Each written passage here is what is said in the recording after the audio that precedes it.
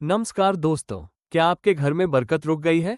क्या आपको लगता है कि शत्रुओं ने आपकी तरक्की को बांध दिया है या घर में किसी बुरी शक्ति का साया है? आज मैं आपको एक ऐसी चमत्कारी जड़ के बारे में बताने जा रही हूँ, जिसे अगर आपने सही विधि से अपने घर में टांग दिया, तो 24 घंटे के अंदर आप अपनी आंखों से चमत्कार देखेंगे। धन की वर्षा होगी, शत्रुओं का नाश होगा और बरसों पुरानी गरीबी आपके घर का रास्ता भूल जाएगी। जय श्री कृष्णा। 1 बजे, 2:30 बजे, घर की नकारात्मकता और धन की समस्या। दोस्तों, अक्सर हम बहुत मेहनत करते हैं, लेकिन पैसा हाथ में नहीं टिकता। घर में क्लेश रहता है, बीमारियां पीछा नहीं छोड़ती। ये सब घर में मौजूद नेगेटिव एनर्जी के कारण होता है। कभी कभी किसी की बुरी नज़र या शत्रुओं द्वारा किया कराया भी हमारे जीवन को नर्क बना देता है। लेकिन घबराएं नहीं, आज हम बात कर रहे हैं अपामार्ग के पौधे की, जिसे आम भाषा में लज्जीरा या चिरचिटा भी कहा जाता है। इसके 2 प्रकार होते हैं, सफेद और गुलाबी। आज के इस विशेष भाग में हम जानेंगे कि इस पौधे को घर लाने की सही तांत्रिक विधि क्या है, क्योंकि बिना विधि के कोई भी उपाय सफल नहीं होता। 2:30 बजे, 4 बजे, शनिवार का निमंत्रण। सबसे महत्वपूर्ण विधि, ध्यान से सुनिए। इस उपाय की शुरुआत रविवार को होती है, लेकिन इसका निमंत्रण आपको शनिवार शाम को ही देना होगा। शनिवार की शाम को आप थोड़े से अक्षत साबुत चावल लें। एक चुटकी पिसी हुई हल्दी में थोड़ा पानी मिलाकर उसका गाढ़ा पेस्ट बनाएं और उन चावलों को पीला कर लें। अब इन पीले चावलों को लेकर अपने घर के पास किसी अपामार्ग लज्जीरा के पौधे के पास जाएं। सबसे पहले वृक्षराज को प्रणाम करें और अपनी समस्या उन्हें बताएं। बोलें, हे वृक्षराज, मैं अपने शत्रुओं से परेशान हूं, या जो भी आपकी धन की समस्या है वो कहें, मैं कल आपको अपने साथ ले जाने आऊंगी, कृपया मेरी सहायता करें।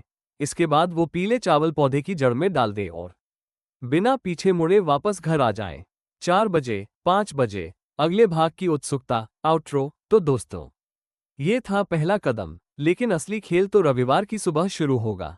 रविवार को सूर्योदय के समय आपको इस जड़ को कैसे उखाड़ना है, घर लाकर इस पर कौन सा गुप्त पाठ करना है जिससे ये सिद्ध हो जाए, और इसे घर की तिजोरी में रखना है या गले में पहनना है, ये सब मैं आपको बताऊंगी इस सीरीज के दूसरे भाग में।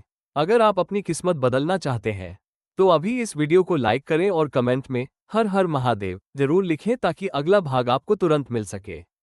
मिलते हैं अगले भाग में। दूसरे भाग, जय श्री कृष्णा। दोस्तों, पिछले भाग में हमने जाना कि कैसे शनिवार की शाम को अपामार्ग यानी लज्जीरा के पौधे को निमंत्रण देना है। उम्मीद है आपने वह विधि समझ ली होगी। आज का ये दूसरा भाग सबसे महत्वपूर्ण है, क्योंकि आज मैं आपको वो गुप्त विधि बताऊंगी जिससे एक साधारण सी दिखने वाली जड़ साक्षात धन प्रदायक और शत्रु नाशक कवच बन जाती है। अगर आज की विधि में आपने एक भी चूक की, तो उपाय का असर आधा रह जाएगा। इसलिए अगले 10 मिनट बहुत ध्यान से सुनिएगा। 1:30 बजे, 3:30, रविवार की सुबह, जड़ उखाड़ने का नियम। अब आता है रविवार का दिन। आपको रविवार की सुबह सूर्योदय से पहले या सूर्योदय के तुरंत बाद उठना है। स्नान करके स्वच्छ वस्त्र धारण करें। अब आपको उसी अपामार्ग के पौधे के पास जाना है जिसे आपने कल निमंत्रण दिया था। अपने साथ एक छोटी कुदाल या खुरपी ले जाएं, लेकिन ध्यान रहे, वृक्ष से माफी मांगते हुए जड़ निकालनी है। पौधे को उखाड़ते समय मन में अपनी मनोकामना दोहराते रहें। कोशिश करें कि जड़ टूटे नहीं, पूरी की पूरी जड़ आपके हाथ में आए। जड़ निकालने के बाद पौधे के ऊपरी हिस्से को वहीं छोड़ दें और जड़ को लेकर सम्मानपूर्वक अपने घर आ जाएं। याद रहे, घर आते समय किसी से बात नहीं करनी है, मौन रहकर सीधे अपने पूजा घर में प्रवेश करें। 3:30, 5:30, जड़ का शुद्धिकरण और अभिषेक। अब इस जड़ को सबसे पहले साफ जल से धो लें। इसके बाद एक तांबे के पात्र या शुद्ध थाली में इस जड़ को रखें। अब इसके ऊपर गंगाजल की कुछ बूंदें छिड़कें। दोस्तों, गंगाजल इसे पवित्र करता है। इसके बाद आपको इस जड़ पर तिलक लगाना है। एक तरफ केसरिया हल्दी का तिलक लगाएं और दूसरी तरफ थोड़ा सा कुमकुम रोली लगाएं। अब एक दीपक जलाएं, हो सके तो चमेली के तेल का या गाय के घी का धूप बत्ती दिखाएं। अब ये जड़ आपकी आंखों के ठीक सामने होनी चाहिए। यहां से शुरू होती है इसकी प्राण प्रतिष्ठा, यानी इसे जागृत करने की प्रक्रिया। 5:30, 8 बजे, बजरंगबली का सिद्ध पाठ, शक्ति का संचार। शास्त्रों में अपामार्ग की जड़ को हनुमान जी की शक्ति से जोड़ा गया है। अब आपको इस जड़ को देखते हुए 11 बार बजरंग बाण या हनुमान चालीसा का पाठ करना है। अगर आपके पास समय है तो बजरंग बाण का पाठ करना सबसे उत्तम है, क्योंकि यह शत्रुओं के वार को तुरंत काट देता है। जैसे जैसे आप पाठ करेंगे, आपके आसपास की सकारात्मक ऊर्जा उस जड़ में समाहित होने लगेगी। पाठ के दौरान मन में यह विश्वास रखें कि आपके घर की सारी दरिद्रता, सारे क्लेश और शत्रुओं की बुरी नज़र इस जड़ के प्रभाव से भस्म हो रही है।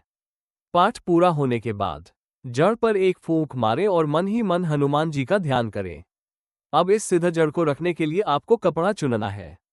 अगर आपकी समस्या धन की है तो पीले रंग का रेशमी कपड़ा लें। अगर समस्या शत्रु, तंत्र मंत्र या भूत प्रेत की है तो लाल रंग का सूती या रेशमी कपड़ा लें। जड़ को कपड़े के बीच में रखें और इसे एक छोटी पोटली का रूप दे दें। बांधने के लिए भी उसी रंग के धागे का प्रयोग करें। अब यह आपकी चमत्कारी पोटली तैयार है। इसे अपनी हथेली में रखकर एक बार फिर अपनी सबसे बड़ी इच्छा बोलें। दोस्तों, जड़ तो सिद्ध हो गई, लेकिन इसे घर के किस कोने में टांगना है? क्या इसे तिजोरी में रखना बेहतर है या मुख्य द्वार पर? और अगर घर के किसी सदस्य पर भारी संकट है तो उसे ये जड़ कैसे धारण करानी है?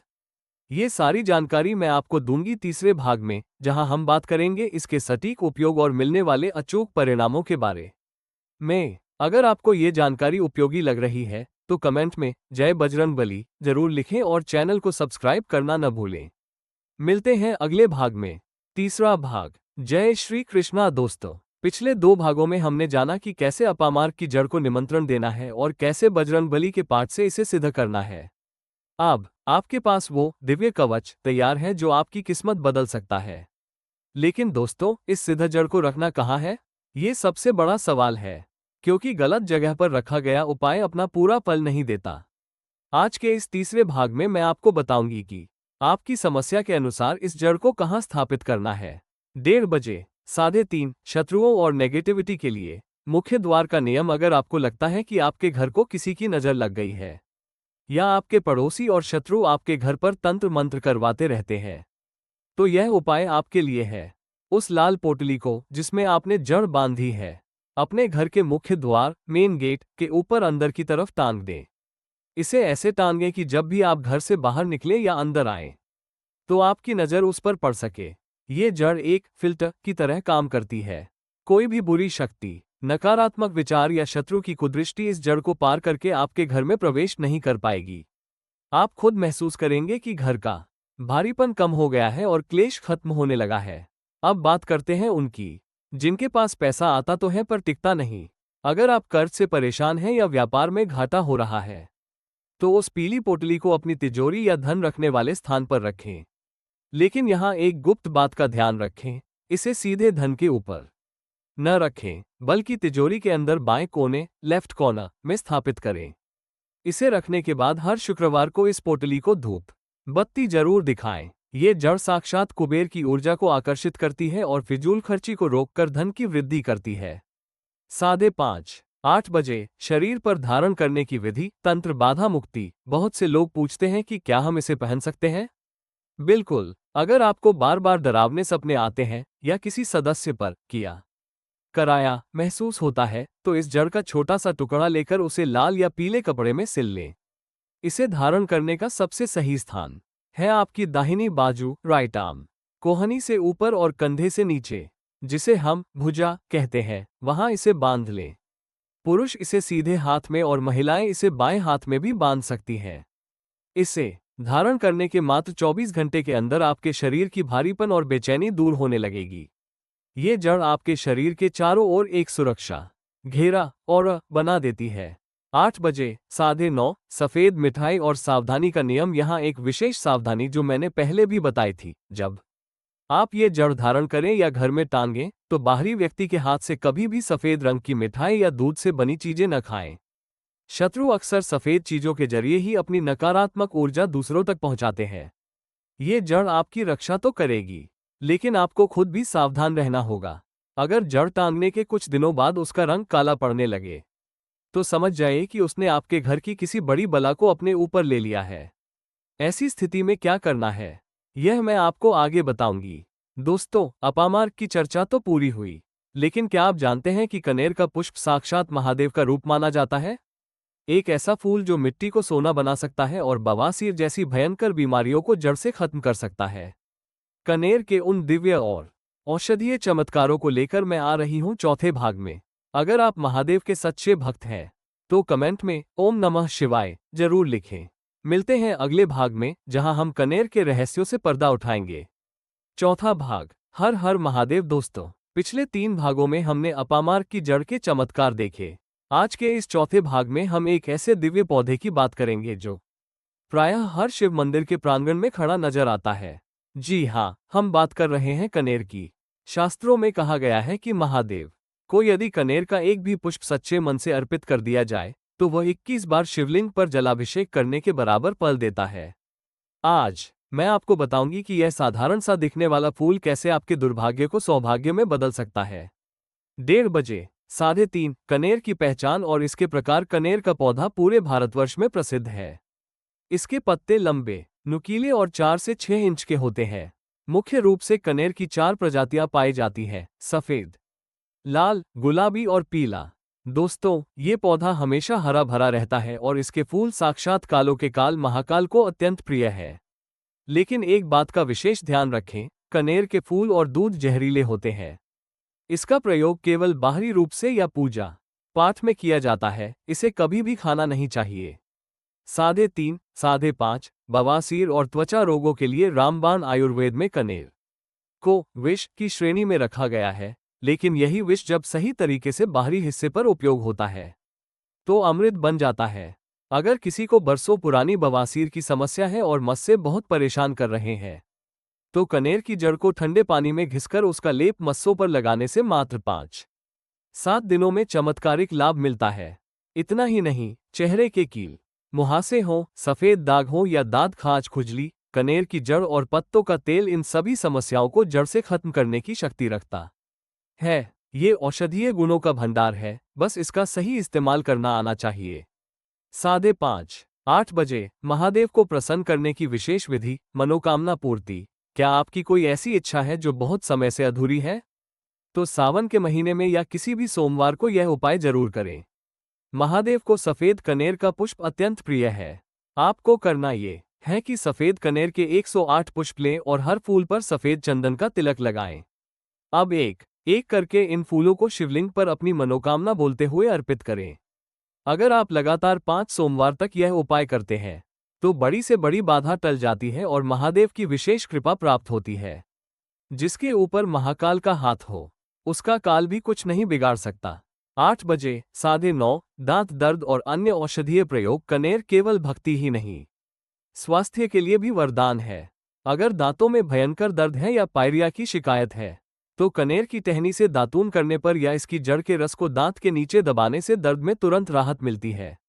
यह उन लोगों के लिए रामबाण है जो अंग्रेजी दवाएं खाकर थक चुके हैं।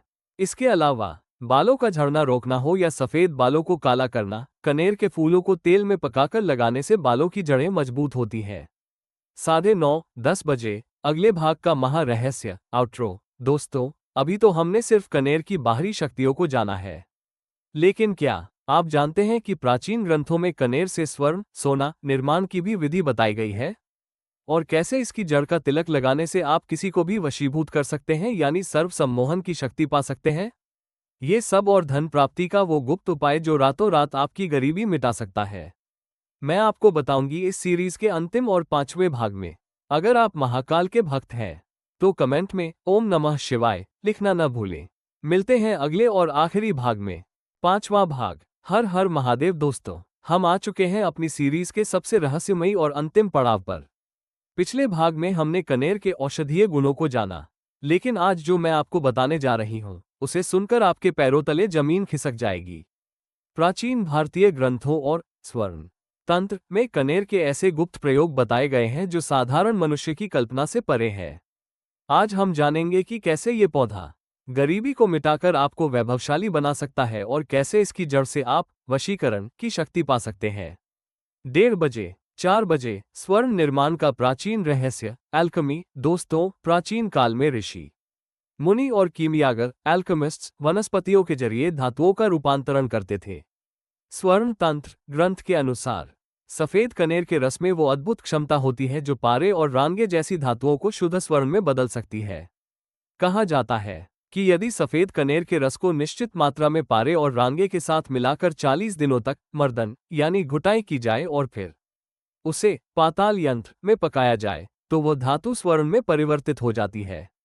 हालांकि यह विधि अत्यंत जटिल है और इसे केवल सिद्ध गुरुओं के सानिध्य में ही किया जा सकता है, लेकिन ये जानकारी सिद्ध करती है कि हमारे पूर्वजों के पास वनस्पतियों का कितना गहरा विज्ञान था। 4 बजे, 6 बजे, सर्व सम्मोहन और तिलक का चमत्कार। क्या आप चाहते हैं कि आप जहां भी जाएं, लोग आपकी बात माने? चाहे वो ऑफिस की मीटिंग हो, कचहरी का मामला हो या कोई सामाजिक सभा, सम्मोहन की शक्ति पाने के लिए सफेद कनेर की जड़ का प्रयोग अचूक है। आपको करना यह है कि रविवार के दिन सफेद कनेर की जड़ को घिसकर उसका गाढ़ा पेस्ट बना लें।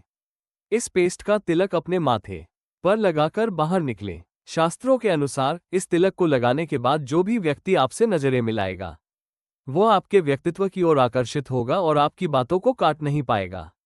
ये तिलक आपके आभामंडल और को इतना शक्तिशाली बना देता है कि शत्रु भी आपके सामने नतमस्तक हो जाते हैं। अगर आप आर्थिक तंगी से बहुत ज्यादा परेशान हैं, तो यह अंतिम उपाय नोट कर लीजिए। शिव मंदिर के पास लगे किसी सफेद कनेर के पौधे को चुन लें। लगातार 21 दिनों तक उस पौधे की जड़ में मिश्री युक्त मीठा दूध अर्पित करें। दूध चढ़ाते समय महादेव का ध्यान करें और अपनी गरीबी दूर करने की प्रार्थना करें। दूध चढ़ाने के बाद उसी मंदिर में जाकर शिवलिंग का भी दूध से अभिषेक करें। ये प्रयोग आपके दुर्भाग्य को सौभाग्य में बदलने की ताकत रखता है। 21 दिन पूरे होते होते आप खुद देखेंगे कि धन के नए मार्ग खुल रहे हैं और रुकी हुई बरकत वापस लौट रही है। 8:30-10 बजे सीरीज का समापन और आशीर्वाद आउट्रो। तो दोस्तों, इन 5 भागों में हमने अपामार्ग की सुरक्षा और कनेर की दैवीय शक्तियों के बारे में विस्तार से चर्चा की। ये पौधे केवल प्रकृति का हिस्सा नहीं, बल्कि ईश्वर का दिया हुआ वरदान है। अगर आप इन्हें सही विधि और पूर्ण विश्वास के साथ अपनाते हैं, तो आपके जीवन में कष्टों का कोई स्थान नहीं रहेगा। याद रहे, श्रद्धा ही सबसे बड़ी शक्ति है। इन उपायों को करते समय मन में किसी के प्रति द्वेष न रखें। उम्मीद है आपको यह विशेष सीरीज पसंद आई होगी। अपने अनुभव हमसे कमेंट्स में जरूर साझा करें और इस वीडियो को अपने प्रियजनों के साथ शेयर करें ताकि वे भी इन रहस्यों का लाभ उठा सकें। एक बार फिर प्रेम से बोलिए, हर हर महादेव। जय श्री कृष्णा।